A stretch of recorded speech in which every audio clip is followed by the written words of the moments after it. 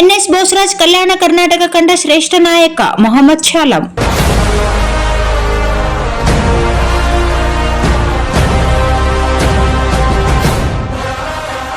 N S Bosaraj ಅವರು ಕಲ್ಯಾಣ ಕರ್ನಾಟಕ ಪ್ರಾಂತ ಕಂಡ ಶ್ರೇಷ್ಠ ಮತ್ತು ಎಲ್ಲರಿಗೂ ಆದರ್ಶಪ್ರಾಯವಾದ ಕಾಂಗ್ರೆಸ್ ನಾಯಕ ಎಂದು ಕಾಂಗ್ರೆಸ್ ಪಕ್ಷದ ಮುಖಂಡರಾದ ಮೊಹಮ್ಮದ್ ಶಾಲಂ ತಿಳಿಸಿದರು. ಅವರಿಂದು ವಾಹಿನಿಯೊಂದಿಗೆ ಮಾತನಾಡಿ, ಬೋಸರಾಜ್ ಅವರ ಹೆಸರು ಯಾವುದೇ ವಿಷಯಕ್ಕೆ ಪ್ರಸ್ತಾಪಿಸಬೇಕಾದರೆ 10 ಬಾರಿ ಯೋಚನೆ ಮಾಡಬೇಕು. ಅವರು ರಾಜಕೀಯ ಭೀಷ್ಮ. ಕೊಪ್ಪಳ ಜಿಲ್ಲೆ ರಾಯಚೂರಿನಲ್ಲಿ ಇದ್ದಾಗಿನಿಂದಲೂ ಅಂದರೆ ಕಳೆದ 50 ವರ್ಷಗಳಿಂದ ರಾಜಕೀಯದಲ್ಲಿ ಸಕ್ರಿಯರಾಗಿದ್ದಾರೆ. ಕಾಂಗ್ರೆಸ್ ಪಕ್ಷದ ನಿಷ್ಠಾವಂತರಾಗಿದ್ದಾರೆ.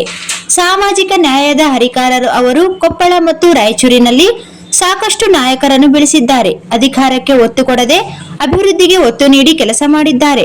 ಅವರ ಅನುಭವಕ್ಕೆ, ರಾಜಕೀಯ ಚಾತುರ್ಯಕ್ಕೆ ಎಂದೋ ಸಚಿವ ಸ್ಥಾನ ಸಿಗಬೇಕಾಗಿತ್ತು. ಅವರು ತಾಳ್ಮೆಯಿಂದ ಪಕ್ಷದ ನಿಷ್ಠರಾಗಿ ಕೆಲಸ ಮಾಡಿದ್ದಕ್ಕೆ ಇಂದು ಸಚಿವರಾಗಿದ್ದಾರೆ. ಅವರು ಸಚಿವರಾಗಲು ಶಾಸಕರಾಗುವ ಅವಶ್ಯಕತೆ ಇಲ್ಲ. ಆಳವಾದ ರಾಜಕೀಯ ಅನುಭವ, ಪಕ್ಷ ನಿಷ್ಠೆ, ನಾಯಕತ್ವ ಗುಣಗಳ ಕಾರಣ ಅವರಿಗೆ ಹೈಕಮಾಂಡ್ ಸಚಿವ ಸ್ಥಾನ ನೀಡಿದೆ. ಅವರ ಶಾಸಕ ಸ್ಥಾನದ ಬಗ್ಗೆ ಮಾತನಾಡಬೇಕಾದರೆ ಯಾವುದೇ ಪಕ್ಷದ ನಾಯಕರಾಗಲಿ 100 ಬಾರಿ ಆಲೋಚನೆ ಮಾಡಬೇಕೆಂದು ಮೊಹಮ್ಮದ್ ಶಾಲಂ ಹೇಳಿದರು. ನಮ್ಮ ಹಿರಿಯರಾದಂಥ ಎನ್ಎಸ್ ಬೋಸರಾಜ್ ಸಾಹೇಬರು ಸುಮಾರು ಅವರು 50 ವರ್ಷಗಳಿಗಿಂತ ಹೆಚ್ಚಿನ ರಾಜಕೀಯದಲ್ಲಿ ಈ ರಾಯಚೂರು ಜಿಲ್ಲೆಯಲ್ಲಿ, ರಾಯಚೂರು ಕೊಪ್ಪಳ ಜಿಲ್ಲೆ ಒಂದೇ ಇದ್ದಾಗ ಆವತ್ತಿನಿಂದ ಇವತ್ತಿನವರೆಗೆ ಪಕ್ಷ ಸಂಘಟನೆ ಮಾಡ್ತಾಯಿದ್ದಾರೆ. ನಾವು ಹುಟ್ಟಿಲ್ಲ, ಆವತ್ತಿನಿಂದ ಅವರು ರಾಜಕೀಯದಾಗಿದ್ದಾರೆ. ಅಂದರೆ ಯಾವ ಮಟ್ಟದಲ್ಲಿ ಅವರು ರಾಜಕೀಯದಲ್ಲಿ ಜನರ ಸೇವೆ ಮಾಡ್ತಾ ಬಂದಿದ್ದಾರೆ. ಅವರಷ್ಟು ಪ್ರಾಮಾಣಿಕವಾಗಿ ಪಕ್ಷ ಸಂಘಟನೆ ಆಗಲಿ, ಜನರ ಸೇವೆ ಆಗಲಿ, ಅಭಿವೃದ್ಧಿ ವಿಷಯದಲ್ಲಿ ಯಾವತ್ತೇ ರಾಜಿ ಮಾಡಿಕೊಳ್ಳದೆ ಜನರ ನಿರಂತರವಾಗಿ 24 ಗಂಟೆ ರಾಜಕೀಯ ಮಾಡುವಂಥ ವ್ಯಕ್ತಿ ಯಾರಾದರೂ ಇದ್ದರೆ ರಾಯಚೂರು ಜಿಲ್ಲೆಯಲ್ಲಿ ಹಿರಿಯರಾದಂಥ ನಮ್ಮ ಎನ್ಎಸ್ ಬೋಸರಾಜ್ ಸಾಹೇಬರು.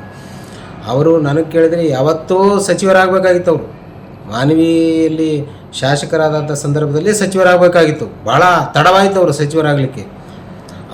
ಅವರು ಮಾಡುವಂಥ ಕೆಲಸ, ಅವರ ಮಾಡುವಂಥ ಅಭಿವೃದ್ಧಿ ಕೆಲಸಗಳು ಎಲ್ಲ ರಾಯಚೂರು ಜಿಲ್ಲೆಯಲ್ಲಿ, ರಾಯಚೂರು ನಗರದಲ್ಲಿ ಭಾಳಷ್ಟು ಜನ ಖುಷಿಪಟ್ಟರು. ಅದರಲ್ಲಿ ನಮ್ಮ ಬಶೀರುದ್ದೀನ್ ಅಣ್ಣನವರು ಕೂಡ ಸಚಿವರಾದಾಗ ಖುಷಿಪಟ್ಟಂಥವ್ರು. ಅವ್ರ ಬಗ್ಗೆ ಭಾಳಷ್ಟು ಗೌರವ ಇಟ್ಟುಕೊಂಡಂಥ ವ್ಯಕ್ತಿ ಅವರು.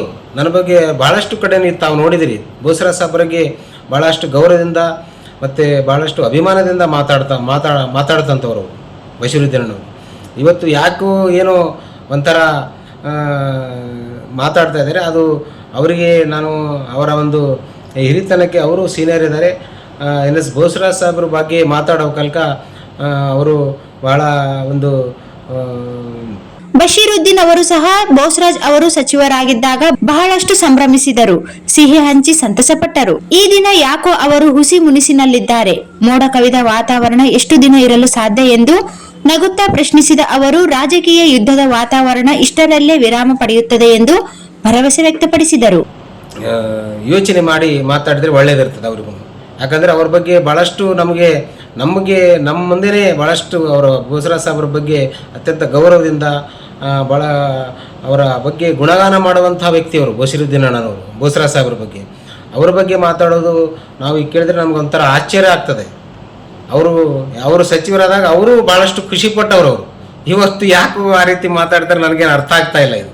ಹಾಗಾಗಿ ನಾನು ಮನವಿ ಮಾಡ್ತಾ ಇದ್ದೀನಿ ಬಶೀರುದ್ದೀನ್ ಅಣ್ಣನವರಿಗೆ ತಮ್ಮ ಮುಖಾಂತರ, ಎನ್ಎಸ್ ಬೋಸರಾಜ್ ಸಾಹೇಬರಿಗೆ ಒಬ್ಬ ಅಜಾತ ಶತ್ರು ಇದ್ದಂಗೆ ಅವರು. ಎನ್ಎಸ್ ಬೋಸರಾಜ್ ಸಾಹೇಬ್ರು ಅಂದರೆ ಅಜಾತ ಶತ್ರು. ಎಲ್ಲ ಪಕ್ಷದವರು ಅವರಿಗೆ ಭಾಳಷ್ಟು ಗೌರವ ಕೊಟ್ಟು ಬೋಸರಾಜ್ ಸಾಹೇಬ್ರಂತ ಮಾತಾಡ್ತಾರೆ. ಹಾಗಾಗಿ ತಾವು ಅವ್ರನ್ನ ಏನಾದರೂ ಏಕವಚನದಾಗಲಿ ಏನಾದರೂ ಮಾತಾಡಿ ತಮ್ಮ ವ್ಯಕ್ತಿತ್ವಗೆ ಒಂದು ಕೆಟ್ಟ ಹೆಸರು ತರುವಂಥ ಕೆಲಸ ಮಾಡಬೇಡ್ರಿ ಅಂತ ನಾನು ಮನವಿ ಮಾಡ್ತಾ ಇದ್ದೀನಿ. ಅವ್ರ ಬಗ್ಗೆ ಎಲ್ಲ ಪಕ್ಷದವರಲ್ಲಿ, ಎಲ್ಲ ಹಿರಿಯರಲ್ಲಿ, ನಗರಗಳಲ್ಲಿ, ಎಲ್ಲ ಸಮಾಜದಲ್ಲಿ ಎಲ್ಲ ಕಡೆ ಒಂದು ಒಳ್ಳೆಯ ಗೌರವ ಇದೆ. ಅವ್ರ ಬಗ್ಗೆ ಮಾತಾಡಬೇಕಲ್ಕ ತಾವು ಭಾಳ ಯೋಚನೆ ಮಾಡಿ ಮಾತಾಡಿದರೆ ಒಳ್ಳೆಯದು ಅನ್ನೋ ಮಾತನ್ನು ನಾನು ಈ ಸಂದರ್ಭದಲ್ಲಿ ಹೇಳಕ್ಕೆ ಇಚ್ಛೆ ಪಡ್ತೀನಿ.